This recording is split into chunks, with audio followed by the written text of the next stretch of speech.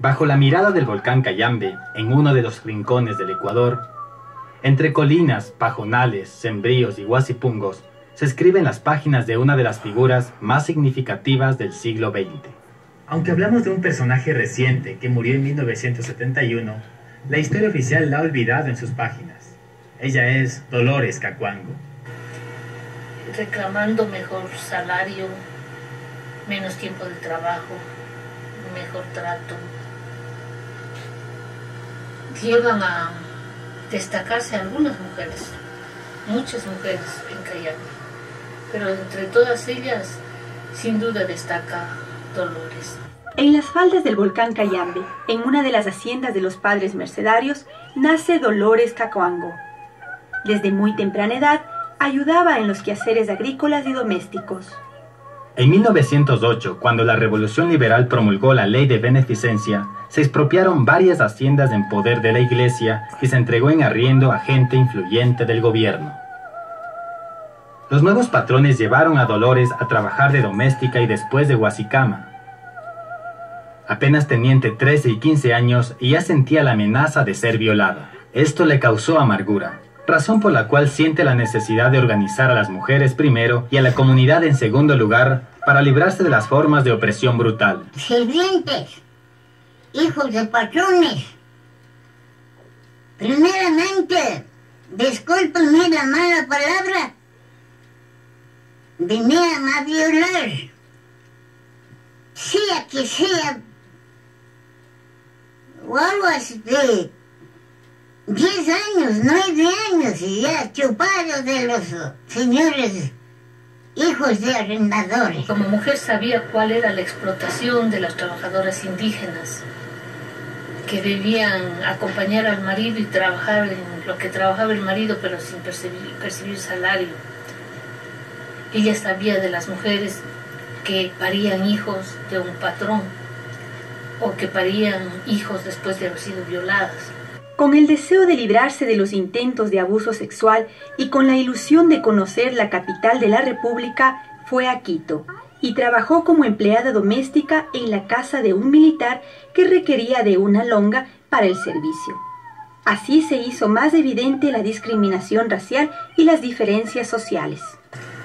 Ella quería que los indígenas fueran reconocidos seres humanos y no animales de explotación.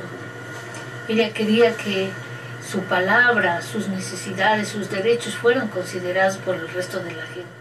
Cuando decidió regresar a su hogar en la hacienda San Pablo Urcu, contrajo matrimonio con Luis Catucuamba, un criado como ella. Ya casada, trabaja incansablemente junto a su esposo para mantener el humilde y sencillo hogar. La maternidad de Dolores fue difícil, dadas las condiciones de epidemias, de insalubridad, alimentación insuficiente y carencia de medicinas. De los 9 hijos que tuvo, solo 2 sobrevivieron.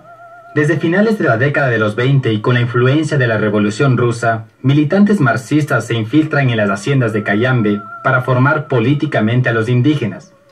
Les animan a reclamar por sus derechos y les proporcionan nuevas y novedosas formas de luchar contra la opresión, como fueron el sindicato agrícola y la huelga.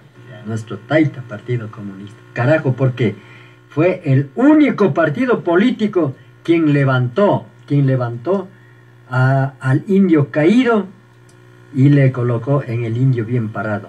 El Partido Comunista ayuda bastante. ¿Cómo? Para mantención, para alimento, para trabajo. Ellos venían a cuidar, ellos venían a dar, ellos venían a organizar, ellos venían a sesionar.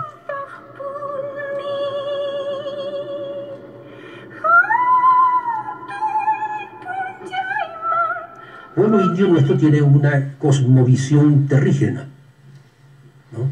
Para ellos la mamapacha es lo fundamental. Desde el inicio de la colonia, cabecillas de indios como Juana Calcán, Jumandi, Fernando de Aquilema, Quiruba, entre muchos otros, lideraron levantamientos indígenas ante los abusos y crueldades de los terratenientes. Pese a la intensidad de estos levantamientos, la falta de una organización fuerte y de formación política condujeron siempre a la pérdida de vidas humanas y la derrota. Ninguno de estos cabecillas indios puso en marcha un proceso organizativo que reúna a las diferentes comunidades de la República. Solo desde la época en que Jesús Gualavicí y Dolores Cacuango fundan los primeros sindicatos agrícolas y la Federación Ecuatoriana de Indios, se cambia radicalmente el destino de este pueblo. Cuenta el historiador Osvaldo Albornoz que la aparición de Dolores Cacuango en el campo político se da en 1930, cuando ella y varios líderes indígenas de Moyurco, La Chimba, San Pablurco y Pesillo organizaron una huelga pidiendo reivindicaciones, mejor trato y salarios justos a los terratenientes. Como no hubo respuesta, organizaron una gran marcha de 2 días a la ciudad de Quito.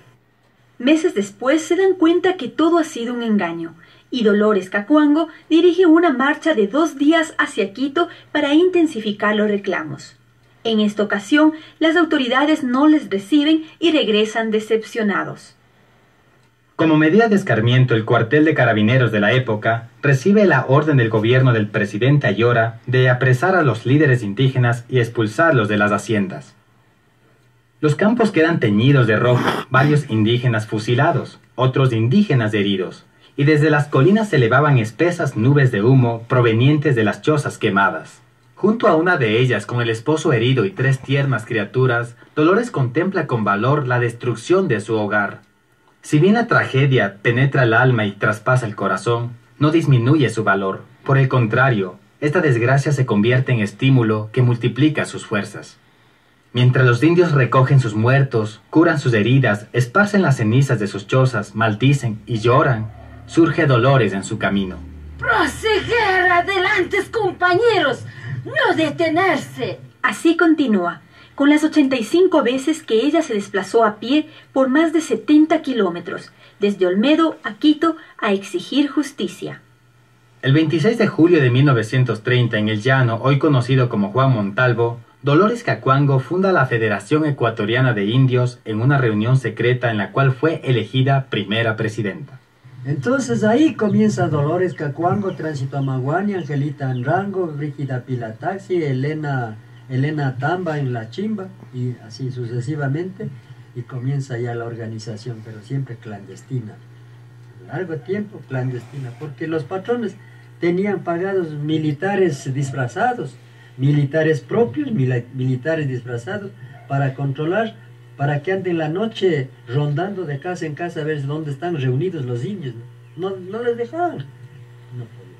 Pero eran las quebradas, eran los montes, eran los llanos potreros, eran las cementeras, eran las aradas, todo eso donde se reunían, eran los páramos. Y lograron crear el gran sindicato agrícola, el Inca. Dejó todo para ir a las comunidades, para hablarles a las comunidades y organizar a las comunidades. Es decir, en un momento en que no había organización, en que no había conciencia en la masa, ella fue un factor de conciencia y factor de cohesión. Yo creo que el factor de conciencia en aquella época, cuando no había nada, es lo que la eleva y la hace una pionera en la lucha reivindicativa de los indios por la tierra y por la cultura. También bajó a la costa y ayudó a organizar a los montubios, ¿no? Ella quería que existiera una organización nacional que recogiera todas las clases desposeídas, a los trabajadores, como ella decía, panaderos, sombreteros, todos quiero que se organicen, todos hagamos una sola causa, todos busquemos un solo camino.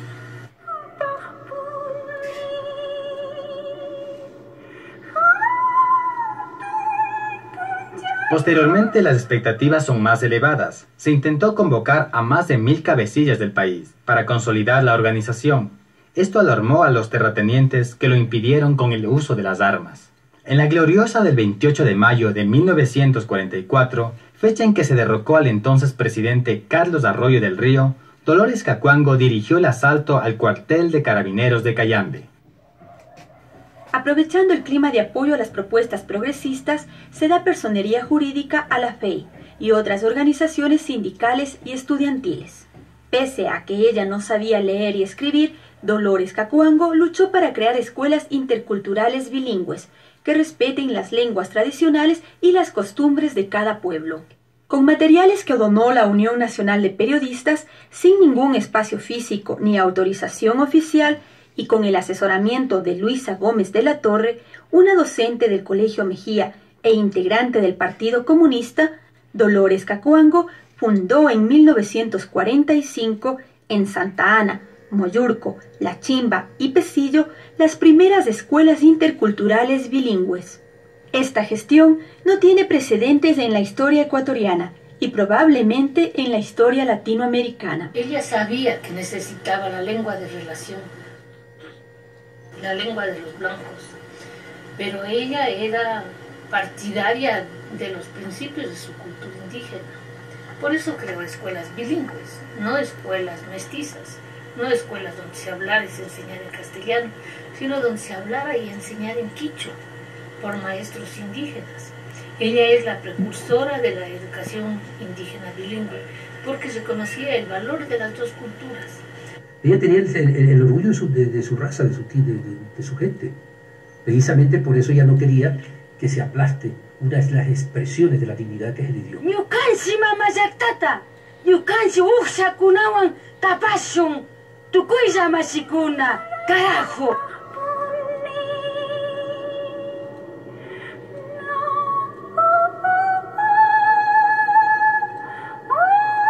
Ella es una lideresa de múltiples aristas, es única en el país. Ni en el mundo mestizo se ha producido una mujer así como ella.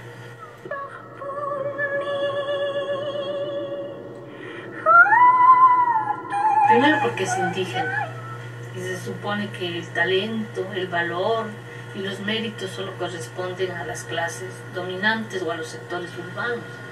No es reconocida porque también es una mujer y las mujeres estamos excluidas de la historia. Luego es una pobre, ¿no? Viene de los sectores más relegados, marginales de la sociedad. A la historia oficial no le interesa la rebeldía del pueblo, sino la sumisión del pueblo.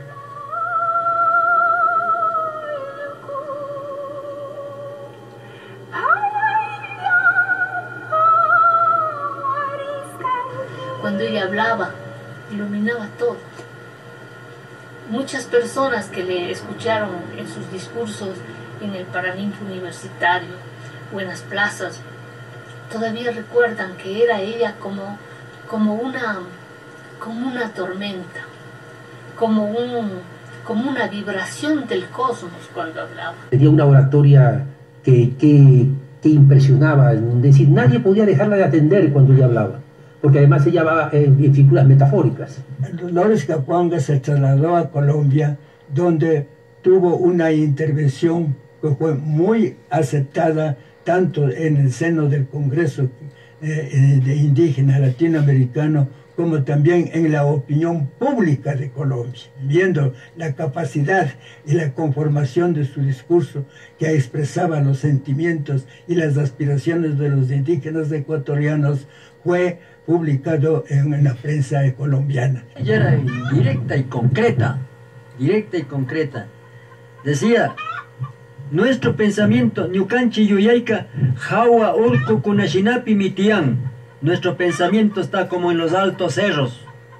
Nuestro corazón, nuestro espíritu, nuestra fuerza es como la fuerza de los altos páramos. Así comparaba la energía del hombre, le comparaba con la energía de la madre naturaleza.